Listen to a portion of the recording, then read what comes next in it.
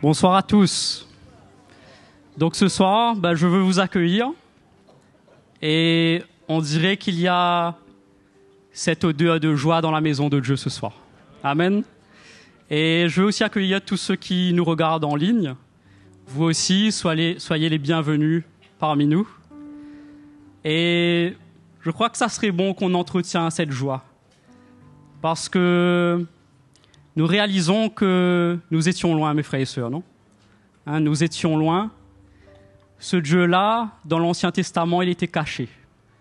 Il habitait dans des lieux élevés, qui n'est pas fait de main d'homme. Mais en Jésus-Christ, Jésus disait que celui qui a le Fils, il a le Père. Et ce Père-là est venu se révéler à nous au travers du sacrifice de Christ. Et je réalise que c'est une grande grâce. Qu'est-ce qu'on peut avoir sur cette terre-là qui nous donnerait autant de joie? Mes frères et sœurs, le salut, c'est quelque chose d'inestimable.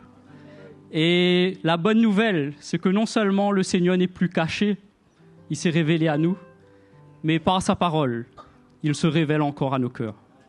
Et ce soir, nous voulons d'un ministère du Saint-Esprit. Le ministère du Saint-Esprit, c'est la parole de Dieu en action. C'est la parole de Dieu à l'œuvre dans nos cœurs. Et c'est pour ça que nous nous réunissons, mes frères et sœurs. Amen. Donc, si on peut se lever ce soir. Et on va s'approcher de notre Seigneur.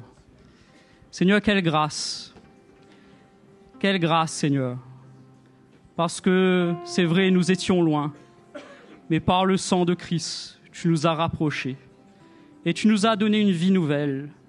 Et ce soir, nous sommes tellement reconnaissants de ta main sur nos vies. Seigneur, non seulement qui nous a attirés au salut, mais de ta main qui nous a attirés vers la vérité de ta parole. Et Seigneur, ce soir, que tout le monde se sent à l'aise, que tout le monde se sent accueilli, et que nous puissions d'un même cœur nous approcher de ta présence. Parce que ta présence, c'est la réponse à tout. C'est la réponse à nos besoins, Seigneur. C'est la réponse à nos besoins spirituels. Seigneur, ce soir, nous nous attendons à toi. Et nous savons que ta parole ne partira pas vers toi sans avoir accompli ta volonté dans nos vies. Mais ainsi de faire grâce à notre frère que nous aimons, que nous chérissons et qui va emmener ta parole. Et nous nous réjouissons ce soir. Merci Jésus. Alléluia. Le Seigneur est bon. Le Seigneur est bon. Le Seigneur est bon. Et sa miséricorde durera toujours. Le Seigneur est bon. Le Seigneur est bon. Le Seigneur est bon. Et sa miséricorde durera toujours. Le Seigneur est bon, et sa miséricorde durera toujours. Venons avec reconnaissance, venons avec reconnaissance. Chantons-lui nos louanges. Réjouissons-nous dans sa présence. Chantons grand et puissant est son nom. Louons avec nos instruments, louons avec nos voix, louons-le sur la terre et dans les cieux, élevant son nom de tout notre cœur. Le Seigneur est bon, le Seigneur est bon, le Seigneur est bon. Sa miséricorde durera toujours. Le Seigneur est bon. Le Seigneur est bon. Le Seigneur est bon. Et sa miséricorde durera toujours. Le Seigneur est bon. Et sa miséricorde durera toujours. Jésus le Fils est exalté. Jésus le Fils est exalté. Il est le Créateur. Venons et inclinons nos cœurs. Nous levons nos mains et levons nos voix. Le Seigneur est bon. Le Seigneur est bon. Le Seigneur est bon. Le Seigneur est bon. Et sa miséricorde durera toujours. Le Seigneur est bon. Le Seigneur est bon. Le Seigneur est bon. Et sa miséricorde durera toujours. Le Seigneur est bon. Et sa miséricorde durera toujours. Jésus le Fils est exalté. Jésus le Fils est exalté. Il est le Créateur. Venons et inclinons nos cœurs. Nous levons nos mains et levons nos voix. Le Seigneur est bon. Le Seigneur est bon. Le Seigneur est bon. Et sa miséricorde durera toujours. Le Seigneur est bon. Le Seigneur est bon. Le Seigneur est bon. Et sa miséricorde durera toujours. Le Seigneur est bon. Et sa miséricorde durera toujours. Le Seigneur est bon. Et sa miséricorde durera toujours. Alléluia, Jésus. Tu es bon, Seigneur, notre Dieu. Alléluia. Ouvre les yeux de mon cœur. Ouvre les yeux de mon cœur. Je désire te voir. Je désire te voir. Ouvre les yeux de mon cœur. Ouvre les yeux de mon cœur. Je désire te voir. Je désire te voir. Élevé au plus haut des cieux, rayonnant de l'éclat de ta gloire, répands ton amour, ta force, alors que nous chantons, tu es saint. Élevé au plus haut des cieux, rayonnant de l'éclat de ta gloire, répands ton amour, ta force, alors que nous chantons, tu es saint. Ouvre les yeux de mon cœur. Ouvre les yeux de mon cœur. Ouvre les yeux de mon cœur. Je désire te voir. Je désire te voir. Ouvre les yeux de mon cœur. Ouvre les yeux de mon cœur. Je désire te voir. Je désire te voir. Élevé, élevé au plus haut des cieux, rayonnant de l'éclat de ta gloire, répands ton amour, ta force, alors que nous chantons, tu es saint. Élevé au plus haut des cieux,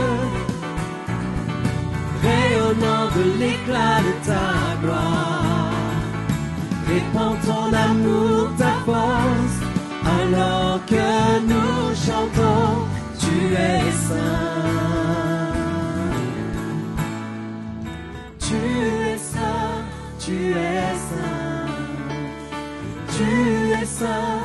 tu es saint. Tu es saint, tu es saint, je désire te voir.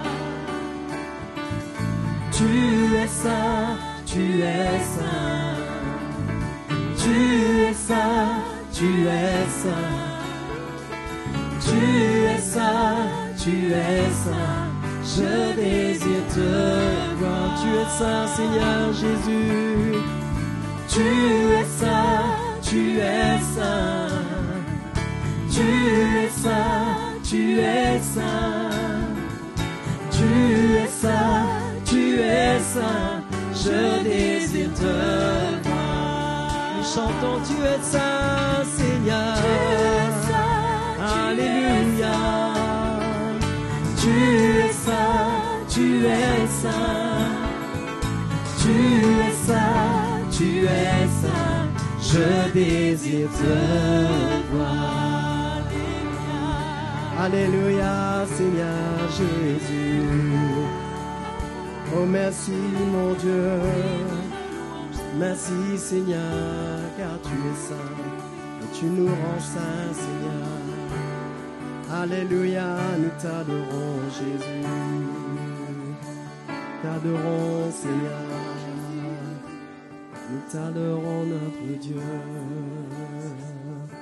Alléluia. Que ton nom soit béni, Seigneur. Nous t'adorons, Seigneur. Nous voulons nous approcher de toi.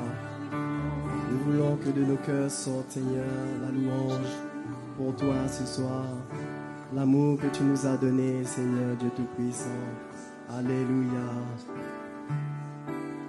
L'amour de Dieu n'a vraiment pas de fin. Ses compassions ne sont pas à leur terme. Elles sont nouvelles chaque matin, nouvelles chaque matin. Grande est ta fidélité, Seigneur. Grande est ta fidélité. L'amour de Dieu n'a vraiment pas de fin. Ses compassions ne sont pas à leur terme. Elles sont nouvelles chaque matin, nouvelles chaque matin. Grande est ta fidélité, Seigneur. Grande est ta fidélité. L'amour de Dieu n'a vraiment pas de fin. L'amour de Dieu n'a vraiment pas de fin. Ses compassions ne sont pas à leur terme. Elles sont nouvelles chaque matin, nouvelles chaque matin. Grande est ta fidélité, Seigneur. Grande est ta fidélité. Elles sont nouvelles, elles sont nouvelles chaque matin, nouvelles chaque matin. Grande est ta fidélité, Seigneur. Grande est ta est ta fidélité. Grande est ta fidélité, Seigneur. Grande est ta fidélité. Alléluia, Jésus. Ton amour, Seigneur, est là parmi nous ce soir. Tes compassions se renouvellent à notre égard, Jésus. Envers nous, ton peuple, Seigneur. Alléluia. Seigneur. Sois loué, Jésus. sois glorifié, sois béni, Jésus. Alléluia. Quelle joie de se tenir devant toi. Quelle joie de se tenir dans ta présence. Quelle joie tu partages avec nous. Cette joie qui vient de ton cœur, que tu dis, que tu donnes, que tu partages avec tes enfants, afin que notre joie soit parfaite. Seigneur, nous te remercions pour ta fidélité envers nous. C'est ta fidélité qui nous tient, ce n'est pas la nôtre, Seigneur. Car nous n'arrivons pas à toujours tenir, nous n'arrivons pas à toujours garder nos engagements, à demeurer fidèles. Mais Seigneur, c'est ta fidélité qui nous tient. Et nous voulons l'œuvre de ta fidélité dans nos cœurs pour être transformés à ton image, pour porter cette fidélité, pour nous aussi te servir sans jamais nous relâcher. Nous te remercions, Seigneur. Nous sommes ton ouvrage. C'est toi qui nous sauves, c'est toi qui nous changes. Et nous te remercions. Merci pour ta bonté, pour ton amour. Merci, Seigneur. Merci, notre Dieu, notre Père. Merci. Que ton nom soit loué. Que le nom de Jésus soit glorifié dans ce lieu. Alléluia. Merci, Seigneur. Jésus est bon envers nous. Il est bon, il a manifesté sa bonté envers nous en nous sauvant, en nous donnant la vie éternelle, en nous faisant don de la vie éternelle. Quel Dieu merveilleux nous avons. Quel Dieu merveilleux nous avons. Alléluia. Oh, gloire à Jésus. Gloire à Jésus. Bonsoir à vous tous les frères et sœurs. On ne veut pas trop tarder pour donner la place à notre frère Fabien qui est là ce soir. Et aussi, il y a pas mal de frères et sœurs qui viennent de très loin. Donc, je pense que c'est bon qu'on donne la place à la parole du Seigneur. On accueille notre frère Fabien et sa femme, ils sont au milieu de nous. Et ils sont là pour nous bénir. Le frère a été là pour le camp de jeunes. C'est une grâce de l'avoir, non seulement comme un ministère qui nous visite pour nous transmettre la parole de Dieu. Nous croyons et je crois dans ce que la parole du Seigneur nous montre, les épîtres de Paul, concernant les ministères, comment ceux qui sont appelés dans ces 5 ministères, eh bien, ce sont les dons de Dieu pour transmettre les choses au peuple de Dieu, au cœur du peuple de Dieu. Tous les autres travaillent avec ça, travaillent sur le fondement apostolique. Et donc, d'un point de vue du ministère, c'est une bénédiction, mais en plus d'avoir, en tant que frères, même dans notre communion ensemble, dans la manière que Dieu nous a conduits et nous conduit ensemble, à nous aimer, à nous respecter. Et vraiment, c'est une grâce de ne jamais être seul dans ce coin du monde, dans ce petit coin du monde, de l'univers, de la terre, je ne sais pas comment vous voulez appeler ça. Mais c'est tellement bon de former une grande équipe. C'est une grande sécurité d'avoir une multitude de cœurs pour nous amener l'Évangile. Et de ne pouvoir constater qu'une seule chose, c'est que c'est un miracle du Seigneur. Parce qu'on ne peut pas s'unir de cœur autour d'une théologie. C'est le travail dans le cœur qui produit cela. Donc ce soir, je ne sais pas s'il y a des gens qui nous visitent pour la première fois ici. Ce soir, on veut aussi vous accueillir si vous êtes quelque part. Juste levez votre main. Sinon, ne levez pas votre main si vous n'êtes pas là. Voilà. Ah ouais? On l'accueille. Alléluia. Hein? Mais soyez tous bienvenus. Mon frère Fabien, nous voulons entendre ton cœur, entendre l'Évangile qui est dans ton cœur ce soir. On accueille notre frère.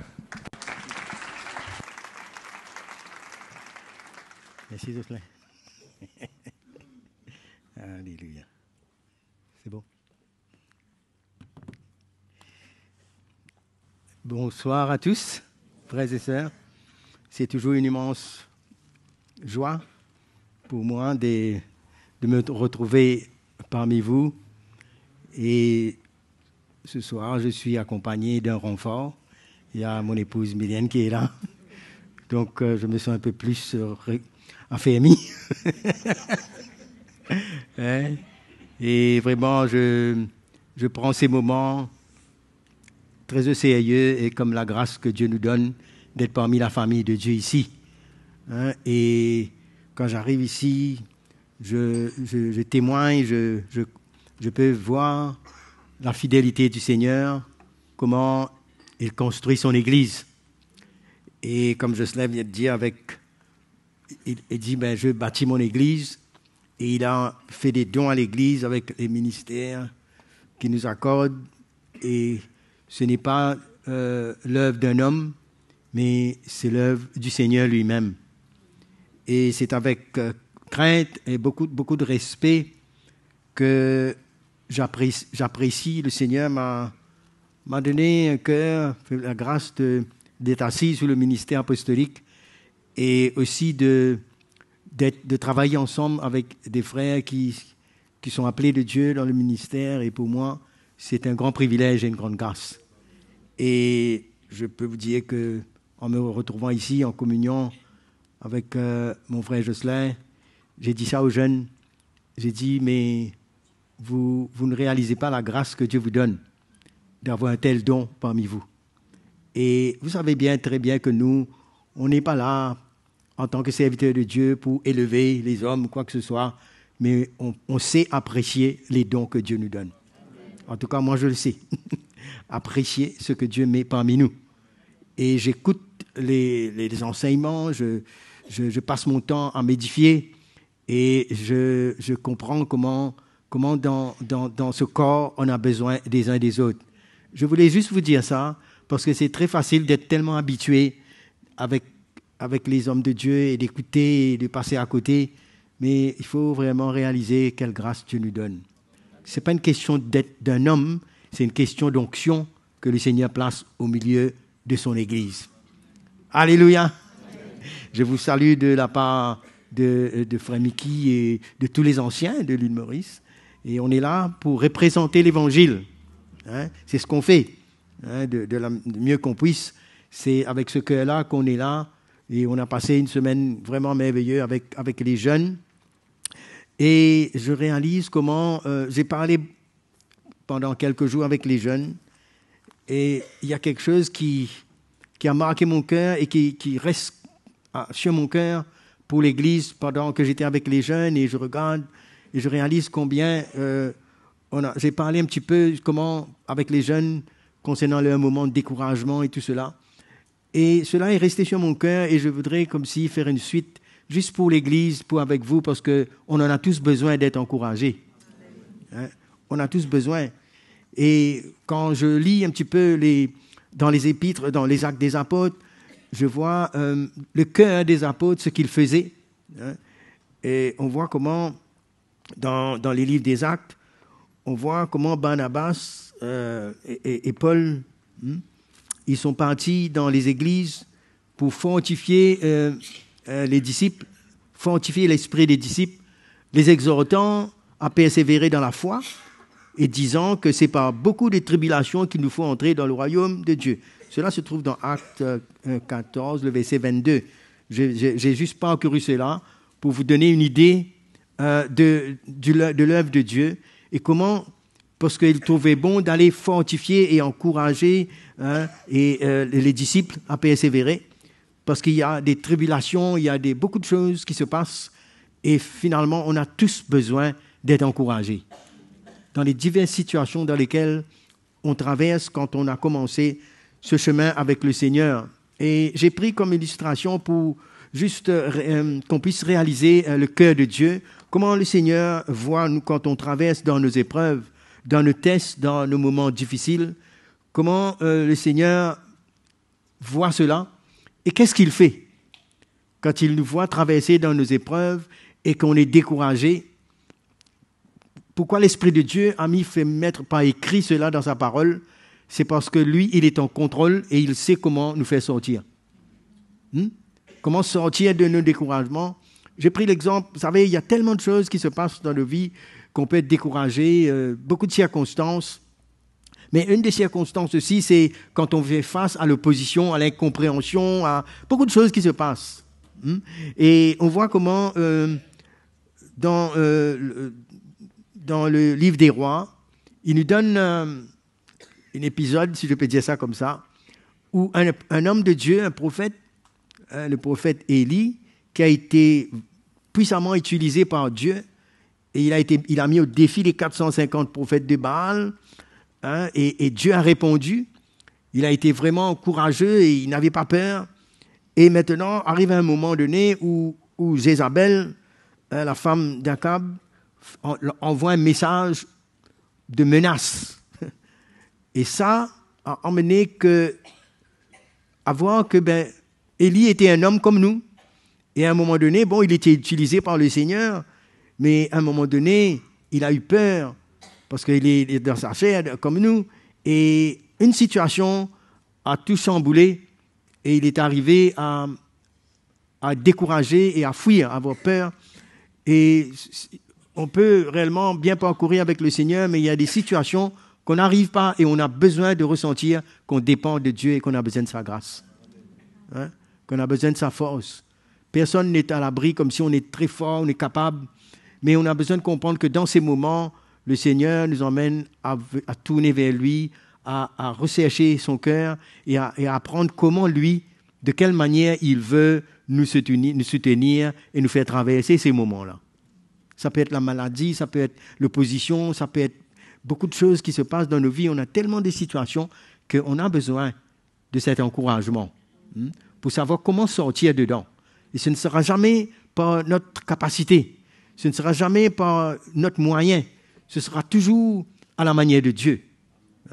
Et je vous invite à tout lire avec moi, on va lire quelques versets comme ça, juste pour l'exemple. Alors, dans 1 Roi, le chapitre 19,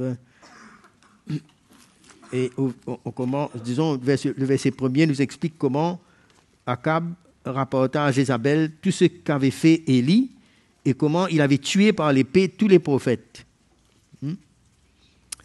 Et là, Jézabel envoya un messager à Élie pour lui dire que les dieux me traitent dans toute leur rigueur si demain à cette heure je ne fais de ta vie ce que tu as fait de la vie de chacun d'eux. Élie, voyant cela, se leva et s'en alla pour sauver sa vie.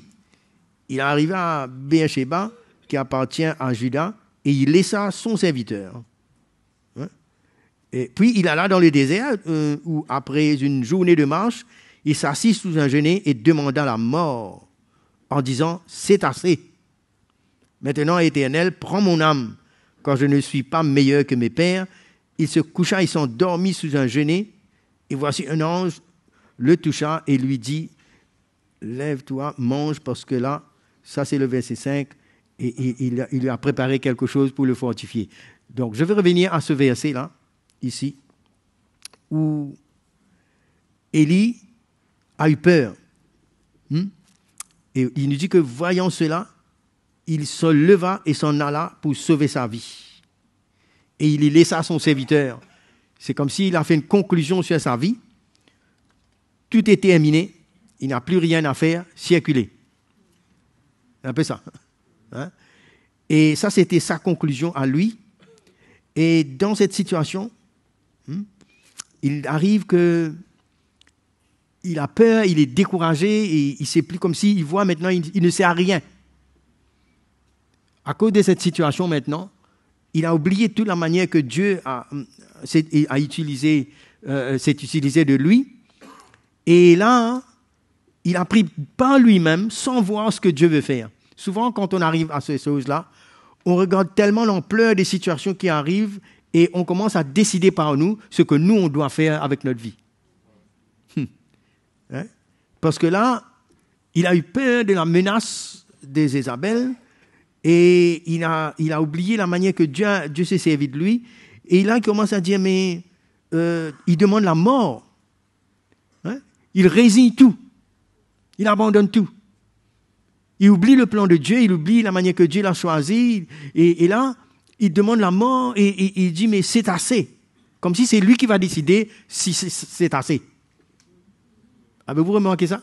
Dans notre vie, des fois, on est tellement replié sur soi-même, on compte sur nous-mêmes et on a notre mesure nous-mêmes pour dire que maintenant ça suffit, j'arrête. C'est trop. Et il demande la mort. Il dit, maintenant, Éternel, prends mon âme quand je ne suis pas meilleur que mes pères. Ce n'est pas un signe d'humilité, au fait. C'est un signe de démission, si on peut dire ça. Hein? Il dit, je ne suis pas meilleur que les autres. C'est un genre de découragement, pitié de soi. Et cette situation-là, et là, la seule chose qu'il peut faire, lui, c'est qu'il part et il s'endort. Certains s'enferment dans leur chambre, non? On se couvre comme si on ne voit personne, on n'entend rien. Et voilà que... Il dit, il attend que Dieu prenne son âme, voilà. C'est ça la solution d'un homme de Dieu qui est au bout de sa vie, et qui croit que tout est fini. On n'a pas le droit de décider comme ça. Dieu ne veut pas être impressionné par notre pitié de soi. Parce que lui, il est souverain. Il connaît ce qui se passe dans notre vie et ce qu'il voit, ce qu'il permet d'arriver. Il n'est pas l'instigateur de tout ça, mais à travers cela, il veut nous montrer ce que lui, il est capable de faire. Il a toujours son plan, lui. C'est pourquoi un enfant de Dieu qui a pris sa croix, qui marche et qui veut aller plus loin, ne peut pas s'arrêter. Même dans ses chutes, dans ses erreurs, dans sa faiblesse. Et là, dans cette situation de Élie, on voit que la manière que Dieu va prendre ça, lui, il se voit comme un homme seul maintenant. Hein? C'est comme si il est le seul qui défend la vérité, il est le seul qui a été fidèle. Hein? Et voilà, maintenant, il oublie que Dieu est capable d'intervenir dedans. Hein? Que Dieu est capable de préserver son peuple, d'accomplir ses desseins. Et quelque part là, on voit que Dieu, maintenant, pendant qu'il est couché, il s'endort, Dieu envoie un ange et lui dit, lève-toi, mange. Hein? Parce qu'il regarde, et là, l'ange avait fait un gâteau, et il mange, il boit, et il ne se lève pas pour repartir, il se rendort encore. Il dit, il se recoucha. Il persiste encore et croit que cette situation-là, c'est rien. On peut laisser ça, c'est pas grave. Moi, je continue. Des fois, quand on est découragé, Dieu veut nous relever, nous attirer vers sa parole, et on peut tellement être braqué sur notre situation, et on continue dans la manière que nous, on veut voir les choses, comme si ça nous dérange que Dieu vienne nous relever, qu'il peut faire quelque chose, lui. Voyez-vous? Et finalement, l'ange lui dit une seconde fois. Vous voyez? Hein? Verset 7, là. L'ange de l'Éternel vint une seconde fois, le toucha et dit, lève-toi et mange, car le chemin est trop long pour toi. Donc, il s'est levé, il mange, il boit, et avec la force que cette nourriture lui donne, que lui donna cette nourriture, il marcha 40 jours et 40 nuits jusqu'à la montagne de Dieu à Horeb. Il est parti là, il est entré dans une caverne, et le Seigneur va entrer en action. Donc, le Seigneur va lui montrer comment on ne doit pas se décourager dans l'adversité. Hein? On ne doit pas replier sur soi-même, dépasser par les événements et croire qu'on est seul, hein, avec toutes nos difficultés.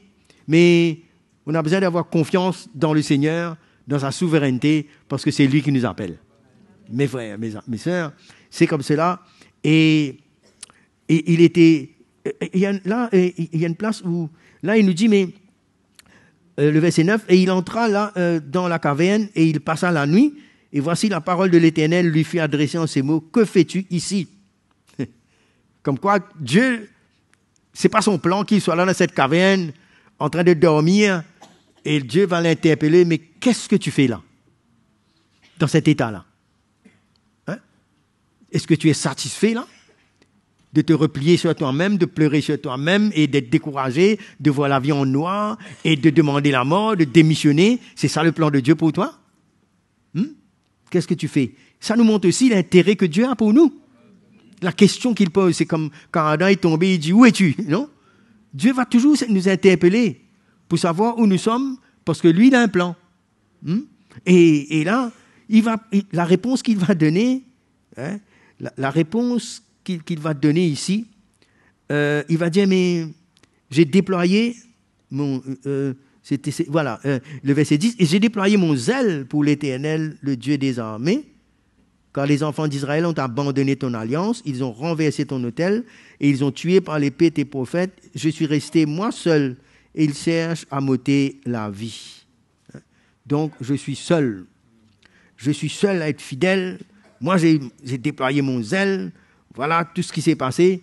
Donc, maintenant, il commence à, dans un sens, à étaler un peu ce que lui a fait. Comme si il ne méritait pas ça. Voilà ce qui se passe. Hein. Et dans cette situation, hein, le Seigneur veut nous montrer comment Dieu, il ne faut pas oublier qu'il est souverain. Et le fait qu'il est intervenu là, c'est pour montrer vous allez voir comment Dieu a en réserve beaucoup de choses, lui. Nous voyons que la défaite, que les situations, mais nous avons besoin d'apprendre à voir plus loin. Ce que nous voyons, la manière dont nous raisonnons et tout ça, hein, la manière qu'il a regardé, il a vu Jézabel comme si plus grand que le plan de Dieu. Plus grand et comme si il a eu peur. Vous savez que la foi ne s'arrête pas avec notre peur, lui.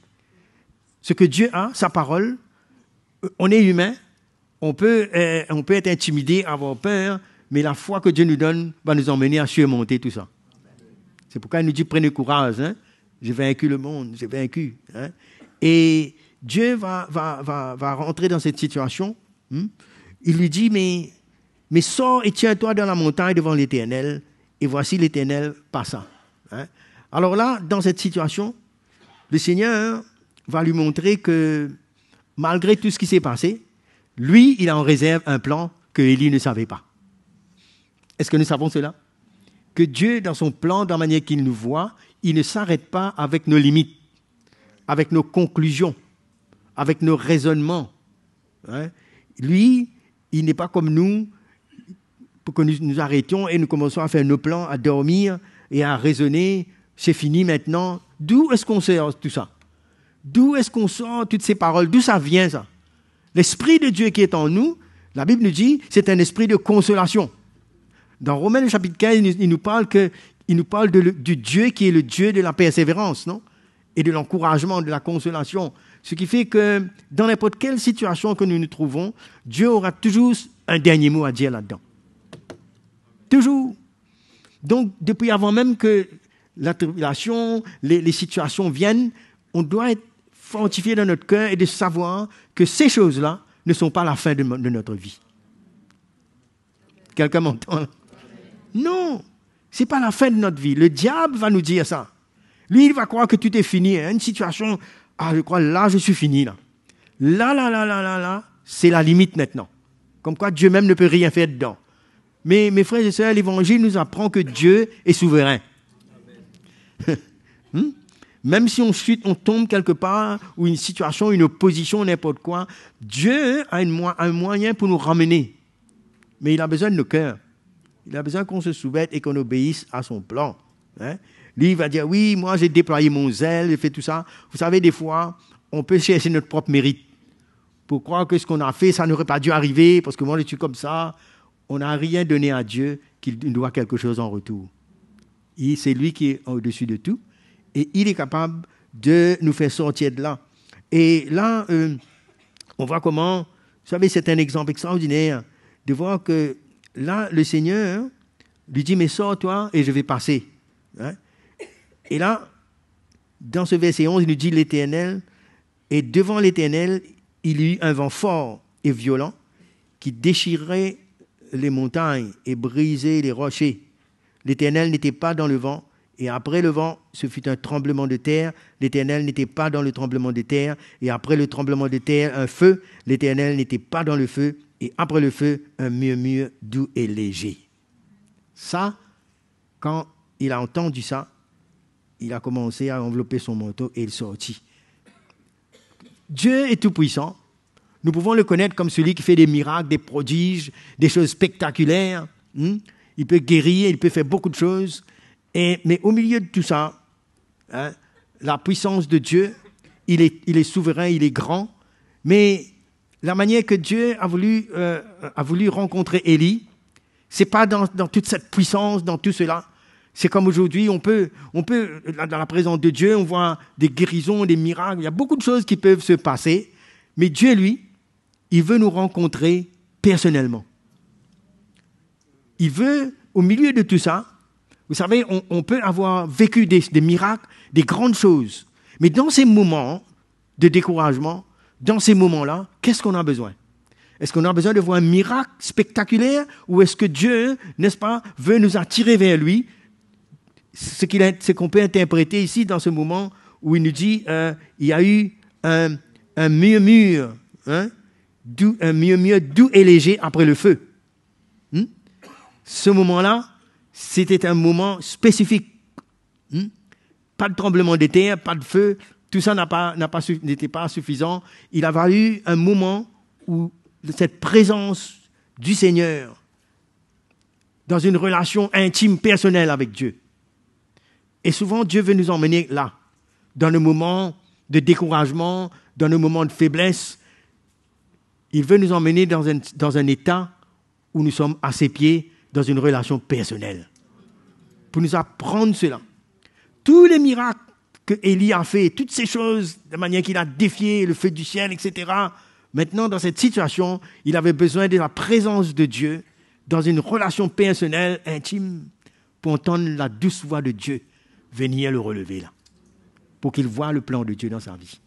Dieu veut nous apprendre, mes frères et sœurs, dans ces moments-là, au lieu d'aller expliquer, au lieu d'aller murmurer ou s'apitoyer sur nous-mêmes, il y a quelque chose que nous devrons chercher. L'Esprit de Dieu qui est en nous veut nous parler. Au lieu de s'affoler, au lieu de se renfermer, c'est le moment de se tourner, de venir comme on est et d'apprendre à entendre cette voix douce de cette relation personnelle, la voix de l'Esprit qui convainc notre cœur et qui va nous fortifier et va nous confier, va nous montrer ce que Dieu veut pour nous, son cœur. C'est pourquoi on a besoin d'apprendre à développer cette relation avec le Seigneur. Dans la prière, dans les moments. Ce n'est pas des longues prières, ce n'est pas des trucs spectaculaires, là. C'est simplement rester dans sa présence. Ressentir son cœur pour nous. Vous savez, il y a des moments où on ne pourra même pas la force de faire des grandes prières extraordinaires, là. Non, c'est des moments où, en tant qu'un enfant de Dieu, dans notre relation avec lui, on déverse notre cœur devant lui.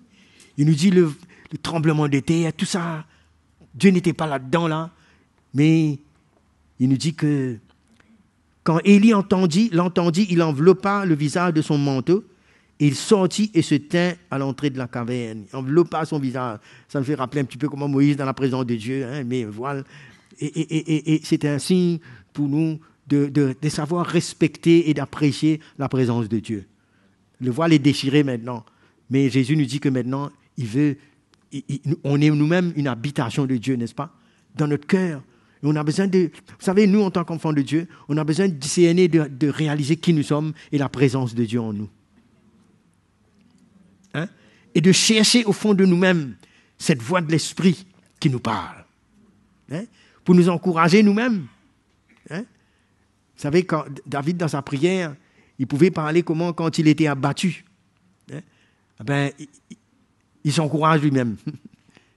À un moment donné, je me souviens dans David, comment l'ennemi avait volé tous leurs biens, pillé tous leurs biens, il avait pris toutes les femmes, les enfants, tout ça, ils sont partis. Quand David est venu, il n'y avait rien. Et là, il a commencé à pleurer, le peuple avec lui, ils ont pleuré tout leur larmes, il n'y avait plus de larmes. Ils ont été tristes. Et en même temps, ils se sont rebellés contre David maintenant pour tout ce qui s'est passé. Et là, David, il nous dit que David, il a pris son courage dans l'Éternel.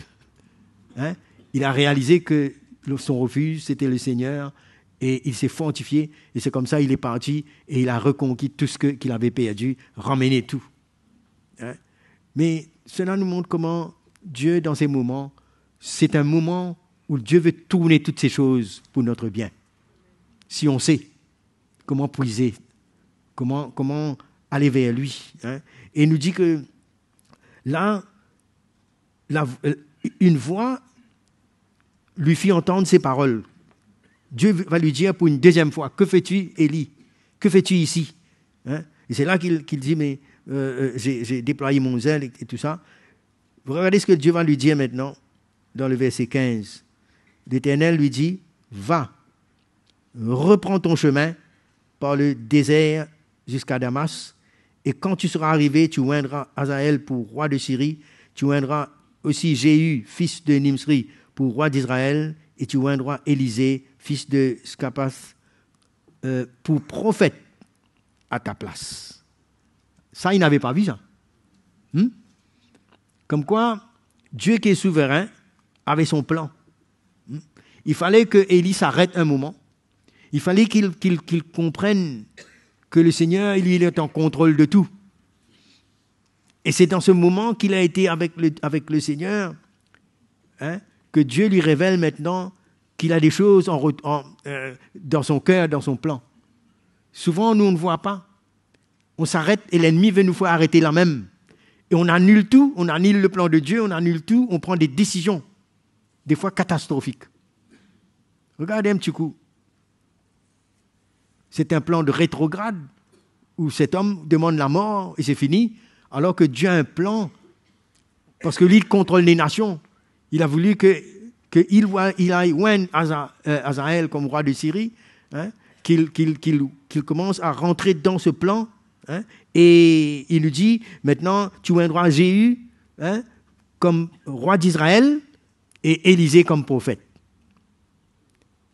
Tout un plan. Et Dieu, à travers tout ce plan-là, il va aller juger.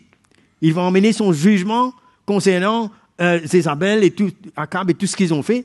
Mais il va lui dire, il dit, mais il arrivera que celui qui échappera à l'épée de Hazaël, Jéhu, le fera mourir, et celui qui échappera à l'épée de Jéhu, Élisée, le fera mourir. Vous savez, Dieu ne nous emmène pas nous-mêmes à nous venger. Dieu ne nous emmène pas nous-mêmes à solutionner notre problème à notre manière. Il faut laisser Dieu faire ce que lui a besoin de faire. Mais en fait, comment on arrive à ça? C'est en nous tournant vers Dieu et en laissant le Seigneur intervenir lui-même. Mes frères et sœurs, trop souvent, nous, on met notre main. Trop souvent, on a notre manière de régler nos affaires. On veut être satisfait. En fait, c'est notre chair, ça.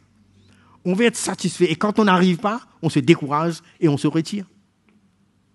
On n'arrive pas à comprendre que Dieu est souverain. Souvent, il y a même des situations. Vous savez, on est tous là. On n'est pas parfait. On fait des erreurs, on passe à côté. Il y a beaucoup de choses qui peuvent se passer.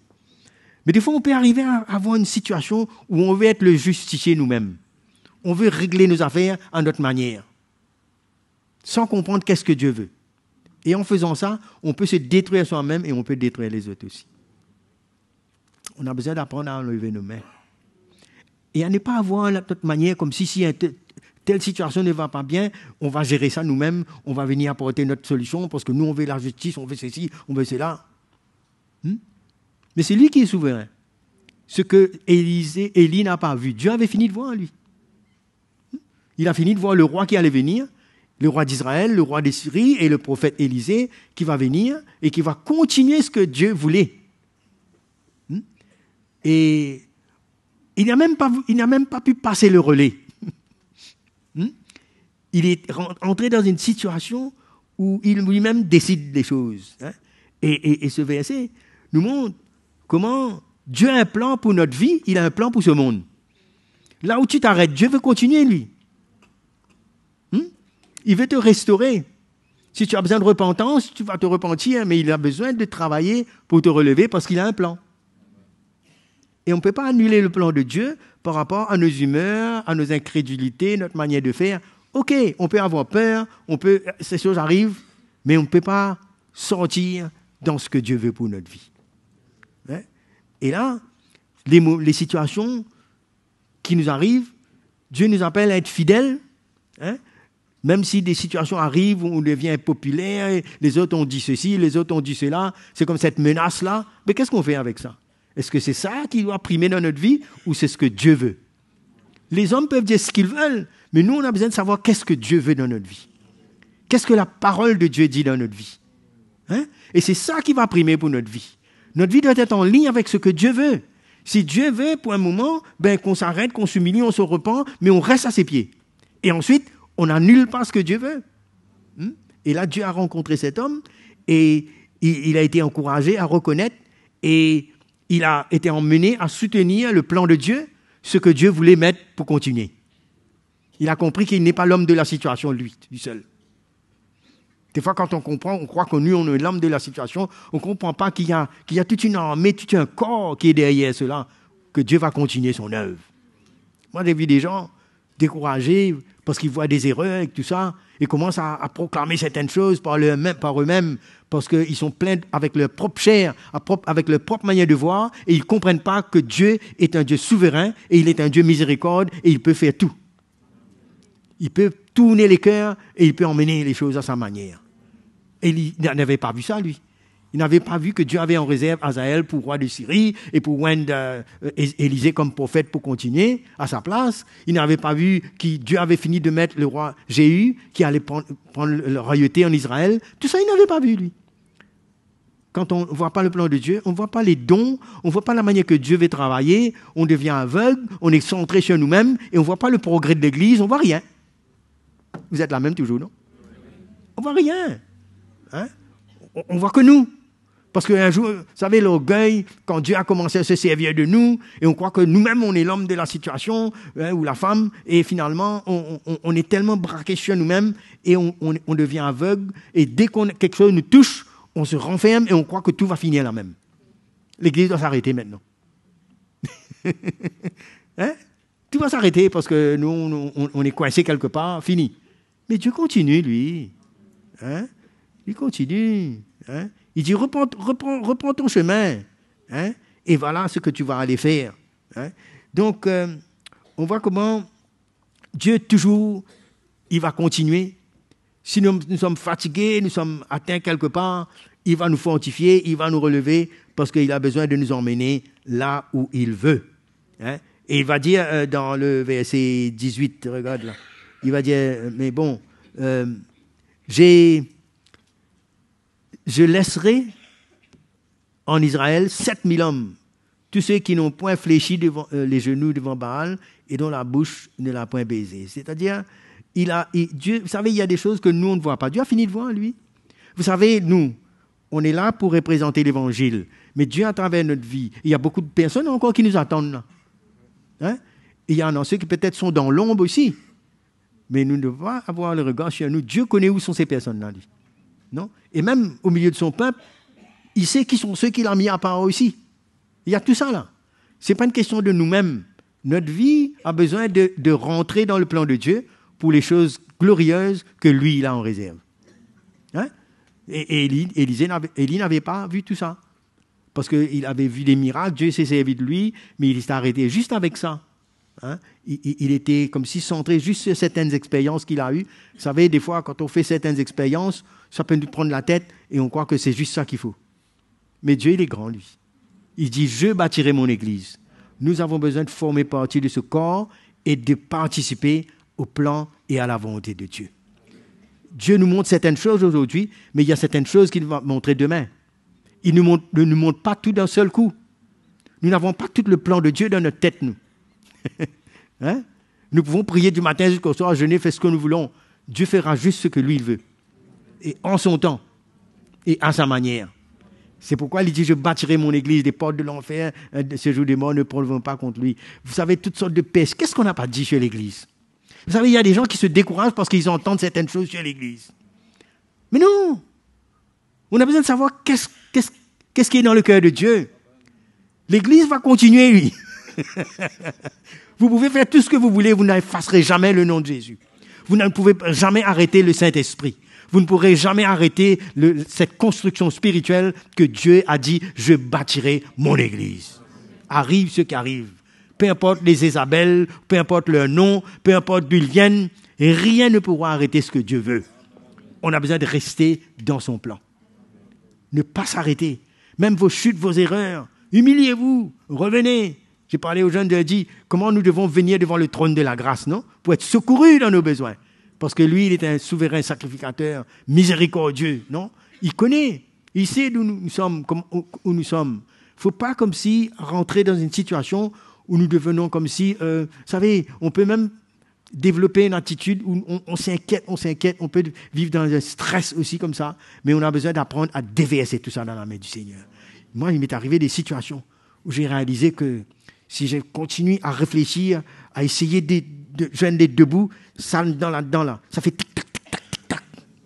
Ça fait des petites étoiles. Je me suis dit non, ma vie a un sens. Si Dieu m'appelle, c'est qu'il a le pouvoir de me construire comme lui il veut. Vous comprenez là? Il ne faut pas jouer le jeu de l'ennemi. Vous savez ça, c'est dangereux. Élisée demandait la mort. Hein? S'il n'avait pas un peu de conscience en lui-même, peut-être il aurait fait comme Judas, le suicide et tout. Hein? Ça a pu aller loin cette affaire-là. Hein? Mais non, il est arrivé à monter sur cette montagne et à aller et attendre. Heureusement, il a dit Seigneur, comme si pour la fin de sa vie, il a remis ça au Seigneur. Il dit prends-moi. Mais Dieu ne l'a pas pris. Dieu va nous prendre quand il aura fini. Quand il aura fini avec nous, à ce moment-là, lui va décider si tu es prêt ou non. Là, il va faire. Tu ne peux pas faire un programme décider tout toi-même. Hein? Déjà, on décide beaucoup de choses. On ne va pas décider aussi quand on va aller aussi. Il faudra le laisser faire. Hein? C'est pourquoi on est malade, on peut avoir des situations. Vous savez, il y a des choses qui n'arrivent pas. Des choses qu'on demande et qui ne sont pas là aussi. Mais est-ce que ça a une raison pour nous décourager? Non. Dieu est au-dessus de ça, lui. Il est au-dessus de ça. Nous sommes limités dans le temps. Nous sommes limités par l'espace. Nous sommes limités par beaucoup de choses qui nous limitent. Et on n'arrivera pas à comparer nos afflictions du moment à la gloire à venir. Nos petites souffrances du moment, nos petits manquements, les petites choses qui arrivent. On peut faire de ça, on fait tout un plat, comme vous dites en français, non? C'est bien, c'est poli, quand même. Hein? On fait tout un plat. Avec ça? Ah oui, hein? Comme si c'est notre monde, là. Tout le monde a besoin de venir pleurer avec nous, là. Parce que c'est fini. Dieu n'a pas pleuré avec Élie. Hein? Il lui a dit, sors de là. Reprends ton chemin. Hein, c'est bien, hein? Hein? Il sort de là, lève-toi, assez. Hein? Combien de temps tu vas aller comme ça? Des fois, vous savez, l'amour de Dieu peut nous corriger, nous redresser. Hein? Pour nous faire sortir, dégourdir de ça. Parce qu'il y a quelqu'un qui aime bien ça, lui, l'ennemi. Lui, il aime bien cette attitude-là. Hein? Mais le Seigneur, lui, il ne va pas être émotionnel avec nous. Oh oui, regarde comme il m'a servi, il a fait des miracles. Maintenant, viens avec moi un petit peu, Élie. Hein? Non, mes amis, il va faire ce qu'il faut pour nous fortifier, mais nous aurons besoin de nous mettre debout. Parce qu'il est un Dieu d'encouragement. Et là, on sait que vers la fin, il est allé vers Élisée et a passé le relais dans la manière du Seigneur. Mais vous savez, beaucoup de fois, quand on a vécu certaines expériences avec Dieu, on croit que c'est tout. On ne voit pas que Dieu veut aller plus loin. Et il ne faut pas interpréter ça comme quoi que Élie, il a fui, il n'a pas manqué de foi, lui, mais il était découragé parce que les choses venaient contre lui et il n'avait pas la solution, lui. Quand nous n'avons pas la solution, nous devons comprendre que quand le Seigneur nous appelle et nous envoie, il a le moyen lui-même pour nous faire aller jusqu'au bout. Hein? C'est là où notre foi a besoin de voir quel est le plan, quelle est la réponse que Dieu veut nous donner. Hein?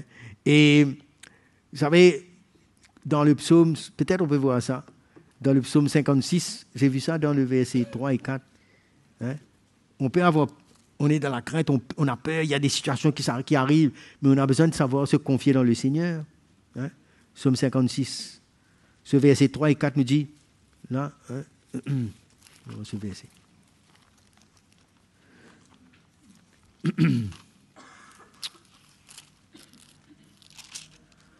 Hein?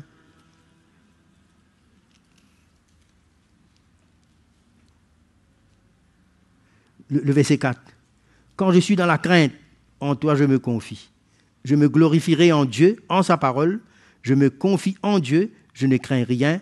Que peuvent me faire des hommes? Sans cesse, ils portent atteinte à mes droits. Ils n'ont à mon égard que de mauvaises pensées. Et vous pouvez continuer. Hein? Mais lui, il dit au verset 11, je me glorifie en Dieu, en sa parole. Je me glorifie en l'Éternel, en sa parole. Deuxième fois, il va dire, que peut me faire des hommes? Hein? Mais lui, dans le dernier verset, il dit, quand tu as délivré mon âme de la mort, tu as garanti mes pieds de la chute, afin que je marche devant Dieu à la lumière des vivants. Ça, c'est la fin. Ça, c'est la conclusion. Hein? Comme quoi on ne doit pas être intimidé par les situations, par les paroles, tout ce qu'on fait, mais on doit rester dans le plan et la volonté de Dieu pour notre vie, pour l'Église, pour le programme de Dieu. Amen. Et on ne devrait pas nous former partie de ceux qui compliquent les choses. Hein? On ne doit pas être parmi ceux qui par manque, par incrédulité ou découragement, vous savez, quand on est découragé, il vaut mieux aller vers le Seigneur ou bien aller vers quelqu'un qu'on sait qui est capable, qui a la maturité, qui peut nous aider. Mais n'allez pas vers les gens qui sont plus faibles que nous pour aller déverser toutes nos faiblesses et tous nos découragements, on va les décourager. Hein? Il faut savoir où aller. Avant tout, premièrement, il faut aller vers le Seigneur. Préparons notre cœur. Et là, s'il veut envoyer quelqu'un pour nous encourager, on sera prêt pour écouter aussi. Parce que si on n'est pas prêt à écouter le Seigneur, ben on ne sera pas prêt à écouter ceux qu'il envoie aussi. On va essayer de les envelopper avec la manière que nous voyons. On va lui dire, mais toi, tu ne sais pas dans quoi je passe moi. Moi qui connais. Ben, tu vas rester avec toi-même. Il faut avoir un cœur qui est prêt pour savoir de quels moyens le Seigneur veut nous relever. Premièrement, aller vers lui dans sa parole. Et je crois que dans les moments d'épreuve, dans toutes ces choses-là, ce sont des occasions pour nous montrer où nous sommes avec le Seigneur. Vous savez, on peut proclamer qu'on a la foi, qu'on aime le Seigneur, on est zélé, on peut faire ceci, on peut faire cela, mais ce sont dans ces moments-là que nous voyons où nous sommes avec le Seigneur. Si nous sommes capables de gérer ça dans l'esprit, hein, pour nous mettre devant le Seigneur, pour plonger dans sa présence et être satisfait quand on sort là que Dieu nous a touchés quelque part et quelque chose va se passer. Que nous allons entendre quelque part. Et vous savez, quand on est dans sa présence et qu'on a pris notre vie, on apprend à s'humilier et à lui confier notre vie. Et puis on peut sortir là avec la foi, la conviction qu'il nous a entendus, parce que lui, il ne met jamais dehors celui qui vient dans l'humilité vers lui. Il dit, il fait grâce aux hommes. Nous pouvons pleurer devant les hommes, expliquer nos situations, mais quand nous allons verser nos larmes devant Dieu, quand nous déversons notre âme et que nous sommes abattus, notre esprit est abattu et que nous avons remis toutes les causes et que toutes les clés de notre vie, on lui a données. Ah, mes amis, il ne sera jamais indifférent. Peu importe ce qui s'est passé, là, il va être glorifié de la manière qu'il va nous relever et nous faire sortir de là. On peut s'attendre au miracle de Dieu, pas à notre présomption, on dit ça, à la manière que nous, on veut que les choses se passent. Les choses ne se passent la plupart du temps pas à la manière que nous voulons, parce que nous sommes trop orgueilleux et nous sommes trop égoïstes. On veut sortir de là avec notre manière. On ne pourra pas. C'est à la manière de Dieu. Et la manière de Dieu peut nous surprendre, parce que ce ne sera pas dans la chair. Ce sera pour nous emmener à grandir. Ce sera pour nous emmener à une maturité où notre cœur va pouvoir ressentir le cœur de Dieu dans cette situation. Hein? Dans l'Ancien Testament, il fallait se venger avec l'épée, œil pour œil, dent pour dent. Il y avait beaucoup de choses. Mais la manière que Dieu nous emmène, lui, c'est autre chose. C'est dans l'esprit. Non? C'est avec notre cœur qui grandit et qui reflète le cœur de Jésus dans tout ça. C'est pourquoi on ne doit pas être étonné quand le Seigneur nous dit « Priez pour vos ennemis, bénissez ceux qui vous maudissent ». Parce que ça, ce n'est pas notre manière de faire, ça. Hein? Nous, on veut faire comme Pierre, nous. Tu viens attraper Jésus, je coupe ton oreille, fini. Non? On a des solutions bien faciles, nous. On peut même faire des prières égoïstes dans la chair, non? Mais on doit se tenir devant le Seigneur. Il y a des leçons qu'il veut nous apprendre pour comprendre son cœur. Il y a le miraculeux qui arrive après, à la manière de Dieu. Hein? Et c'est pourquoi, mes frères et sœurs, le découragement ne doit pas nous envelopper. Mais Dieu va nous apprendre comment sortir dedans, hein, à sa manière. Hein. Donc, vous savez, il y a beaucoup d'exemples Beaucoup d'exemples comme cela. Vous savez, Jean-Baptiste, quand, à un moment donné, on l'a mis dans la prison, et bien, il a commencé à douter. Hein. Vous savez, quand les choses ne se passent pas comme il faut, il a commencé même... Pourtant, c'est lui qui a... Il était précurseur, on appelle ça, non? Il a ouvert le chemin pour dire, voici l'agneau de Dieu qui enlève le péché du monde. Et puis, il a dit, je ne suis pas digne de délier les courroies de tes chaussures. Et Jésus dit, OK, fais comme il est écrit. Jésus a pris son baptême et tout ça. Mais maintenant, il demande, mais est-ce qu'il est celui qui doit venir? Vous voyez cette question-là, là? Hein? Ça se trouve dans Matthieu 11, verset 2. Jean ayant entendu parler dans sa prison de l'œuvre de Christ, il lui fit dire par ses disciples, es-tu celui qui doit venir ou devons-nous en attendre un autre? Comme s'il était un petit peu déprogrammé, non? Il avait fini de bien dire que Jésus est le Christ, hein, que voilà le Messie, etc., tout ça. Hein, la manière qu'il est né même, il est né pour ça, pour ouvrir le chemin, n'est-ce pas? Et maintenant, vous savez, quand la situation arrive, l'épreuve, ben, il commence à douter. Hein? Ça nous arrive, hein? Hein? On commence à perdre le pédale, comme on dit, non? Et il commence à poser ces questions-là. Vous avez vu des frères et sœurs bien zélés, bien affermis, etc., la parole, tout bien. Mais à un moment donné, quand ça chauffe, le langage peut changer un peu. C'est là qu'on a besoin de se ressaisir. Des fois, comme si on a besoin comment ça s'appelle, d'avoir... Maintenant, aujourd'hui, on a comme une vidéo, je ne sais pas quoi, pour repasser ça, pour qu'on voit qu'est-ce qu'on a dit. Non? Notre détermination. Il y en a qui font semblant qu'ils n'ont jamais dit tout. Notre confession de foi, tout ce qu'on voulait. Hein? On veut comme si affermir notre découragement, tout. Non, mes frères. Ah ben, vous savez, à ce moment-là, Jésus dit, allez, va lui dire. Hein? Ben, les aveugles voient, les boiteux marchent, les lépreux sont purifiés, les sourds entendent, les morts ressuscitent, et la bonne nouvelle est annoncée aux pauvres, comme il était écrit. Jésus a pris cette parole dans les Écritures pour lui dire, voilà, c'est bien moi-même, je n'ai pas changé, moi. Toi, tu peux changer, n'essaie pas de changer le plan. Ce n'est pas parce que tu es dans la prison que ça change. Ce n'est pas parce que tu as une épreuve et tu as une situation que ça change mon plan. Non, mes frères. Hein? Et vous savez, je vais terminer pour juste encore un dernier exemple. Hein? Et quand Jésus est ressuscité, vous voyez, Jésus avait fini de parler, apparaître encore aux disciples et tout. Mais à un moment donné, ça, je vois ça dans Jean 21, là. Et Pierre dit, mais il dit à ses amis, là, il dit, allons pêcher, allons à la pêche. Hein, il retourne, là. Hein? C'est dans Jean, le chapitre 21, verset 3. Simon-Pierre leur dit, je vais pêcher. Et il dit, allons aussi. Hein? Et finalement, ils sont allés à la pêche. Hein? Ils sont rentrés dans leur vie normale. Et ils ont oublié le plan de Dieu. Vous savez, le Seigneur ne leur a pas dit, venez, hein, je vais faire de vous des pêcheurs d'hommes. Ils ont laissé leur filet, non? Ils sont venus vers Jésus. Mais vous savez, dans ce moment où on perd le pédale, on perd le nord, le Seigneur est revenu à la surface. Il les a entendus. Et puis, ils sont allés, ils ont essayé de faire pareil comme avant. Vous savez, quand quelqu'un est découragé, il reprend sa vie normale, sa vie de routine. À tel point que Jésus était là, les attendait, et ils n'ont pas reconnu Jésus.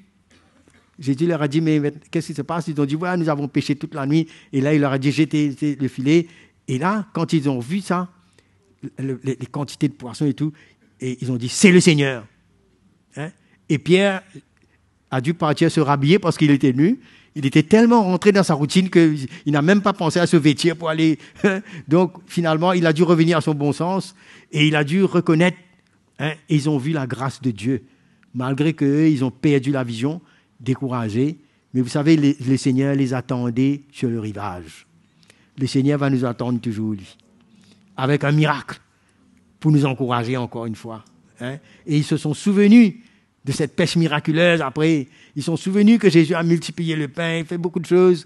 Et là, le Seigneur, lui-même, il a fait quelque chose pour eux à manger. Et ils ont reconnu après. Ils ont pris le repas du Seigneur, enfin. Juste pour vous dire que le Seigneur, il saura toujours nous attendre, lui. Quand nous sommes à bout, il ne va jamais nous abandonner. Donc, ne donnez pas raison à vos épreuves, vos découragements. Sachez toujours que Dieu veut vous parler. Il veut vous attirer dans sa présence.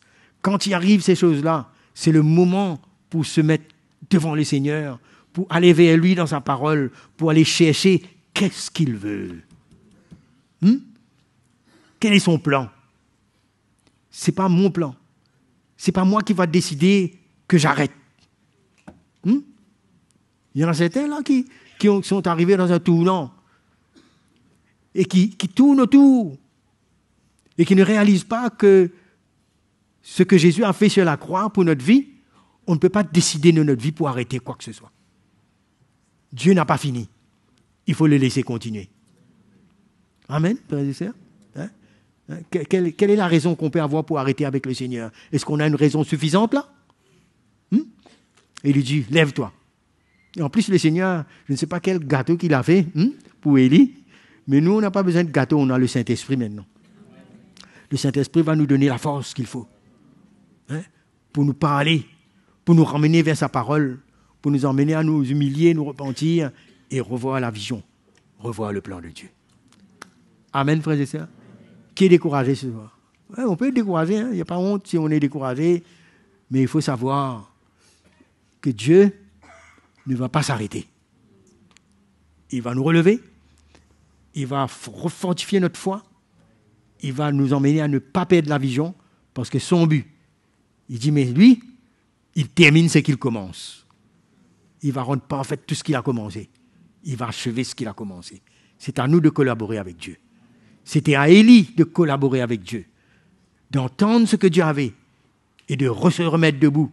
Et Dieu l'a utilisé pour continuer son plan. Dieu veut se servir de vous. Quand vous serez relevé de votre découragement, pour continuer son plan et sa volonté. Amen, frères et sœurs. On peut rendre grâce à Dieu pour ça. Est-ce qu'on peut prier le Seigneur ce petit moment, les uns pour les autres, allons nous mettre debout un instant. C'est vrai, mes frères, je ne sais pas, vous êtes là, il y a des situations dans votre vie, peut-être physiquement aussi, vous êtes malade, il y a des situations financièrement, ou la situation dans la famille, il y a des parents qui pleurent pour leurs enfants, il y a des situations dans le travail, il y a tellement de choses. Il y a aussi que vous êtes en train de vous comparer aux autres, vous n'arrivez pas. Et toutes sortes de choses qui arrivent. Il y a des choses que peut-être ne se sont pas encore réalisées dans votre vie. Et quand vous mettez tout ça, comme si vous avez fini de faire une conclusion que ça n'ira pas plus loin. Mais le Seigneur veut vous relever ce soir. Il veut vous faire comprendre que lui, il est souverain. Ce n'est pas nous qui décidons la fin de notre vie. C'est lui. Alléluia. Allons prier le Seigneur ce soir. Oh Jésus, merci. Oh, merci Seigneur. Merci pour ton peuple. Merci pour nos frères et sœurs. Merci pour cette grande famille. Merci Seigneur, tu nous as appelés. Tu nous as appelés Seigneur, pas au hasard, mais tu as ton plan pour nos vies. Tu considères chacune de nos vies précieusement. Et tu ne veux pas que personne ne reste en arrière, mais que nous puissions participer pleinement à ce plan merveilleux que tu as. Pour notre vie, notre famille, notre église, tout ce que tu veux, Seigneur. Nous plaçons ces moments de tribulation, d'affliction devant toi. Peu importe là où nous sommes, Seigneur, peu importe cette situation, tu es souverain. Ce que Élie n'a pas vu, tu as vu, Seigneur. Nous réalisons qu'il y a des choses dans nos vies que nous ne voyons pas. Nous ne voyons pas l'accomplissement de ton œuvre. Nous nous sommes arrêtés simplement à nos circonstances, à nos douleurs, à nos situations difficiles. Mais Seigneur, nous voulons ouvrir nos yeux ce soir. Nous voulons apprendre à écouter la voix de ton esprit. Oh, toi qui es miséricordieux, riche en bonté. Merci que tu parles dans nos cœurs ce soir et que tu nous emmènes à nous relever là où nous sommes, à ne plus nous tourner en rond, à ne plus nous enfuir et à ne plus continuer à construire sur ces découragements, ces choses négatives dans notre vie, mais entendre la voix de ton esprit. Merci Seigneur que tu pardonnes, tu relèves ce soir.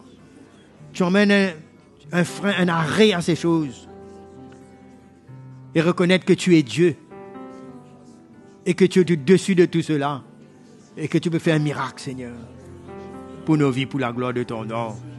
Allons bénir le Seigneur, le remercier ce soir. Crions vers lui ce soir. Allons apprendre à demeurer dans sa présence.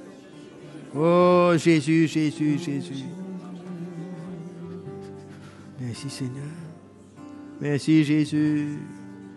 Oh, alléluia. Alléluia, Jésus.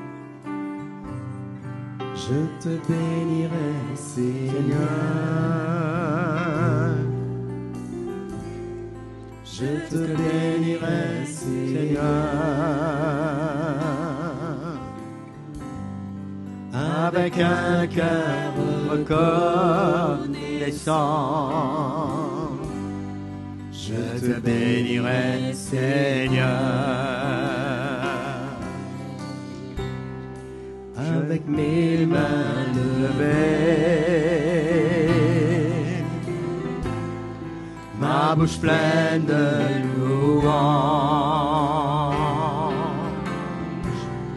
avec un cœur reconnaissant. Oh Jésus, je te bénirai, Seigneur. Je te bénirai, Seigneur. Je te bénirai, Seigneur. Avec un cœur reconnaissant, je te bénirai, Seigneur. Avec mes mains levées, ma bouche pleine de louanges, avec un cœur reconnaissant, je te bénirai, Seigneur. Avec mes mains levées vers toi, avec mes mains levées, ma bouche pleine de louanges, avec un cœur reconnaissant, je te bénirai, Seigneur. Alléluia, alléluia, Jésus. Nous pouvons nous confier en toi, Seigneur. Tu as le dernier mot pour notre vie. Nous venons dans ta présence pour entendre ce murmure doux et léger, la voix de ton esprit. Et nous nous confions en toi ce soir. Alléluia. Alléluia. C'est bon d'entendre l'Évangile dans sa simplicité, d'entendre la simplicité du cœur de Dieu pour nous, où il veut simplement manifester sa puissance dans nos vies, pas d'une manière toujours spectaculaire, des démonstrations qui, souvent, on l'a vu et nous-mêmes, on l'a expérimenté dans le passé. Il y a beaucoup d'orgueil qui viennent avec la recherche de miracles et de démonstrations de beaucoup de choses. Mais comment notre Dieu est simple, il nous visite dans sa douceur, dans sa tendresse, par sa parole, il nous parle, c'est très simple. Si on s'humilie avec le Seigneur et qu'on accepte sa simplicité, qu'on n'est pas à la recherche de grandes solutions compliquées, mais qu'on comprend, quand on vient devant lui, on se décharge sur lui, il prend soin de tout, il nous libère, il nous guérit, il nous restaure. Hein? Et c'est merveilleux comme ça, non? Hein? Nous-mêmes, les serviteurs du Seigneur, ça nous libère, nous aussi. Hein? Parce qu'on était sous un fardeau autrefois, hein? D'avoir à démontrer des choses. On a une seule chose à démontrer, c'est le cœur du Seigneur. Et c'est Dieu qui fait le reste. Hein? Donc, on était contents, on a entendu l'Évangile, ça nous a fait du bien. Hein? Enfin, je ne sais pas, moi, ça m'a fait du bien. Je ne sais pas, vous, si vous pouvez témoigner de cela. Mais dimanche, le frère Fabien et notre sœur Mylène seront encore là avec nous pour le culte régional. Donc, c'est sûr qu'on aura un merveilleux moment de célébration du Seigneur, de fête dans le Seigneur. Dimanche sera un dimanche spécial. On le croit. Alléluia. Donc, ne ratez pas. Donc voilà, bonne soirée, bon retour à ceux qui sont venus de loin. Retournez chez vous, soyez prudents sur la route. Que le Seigneur vous bénisse. Et voici, Seigneur,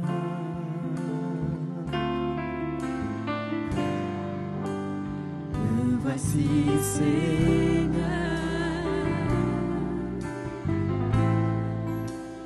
Me voici, Seigneur. Je veux faire ta volonté. Me voici, Seigneur. Me voici, Seigneur.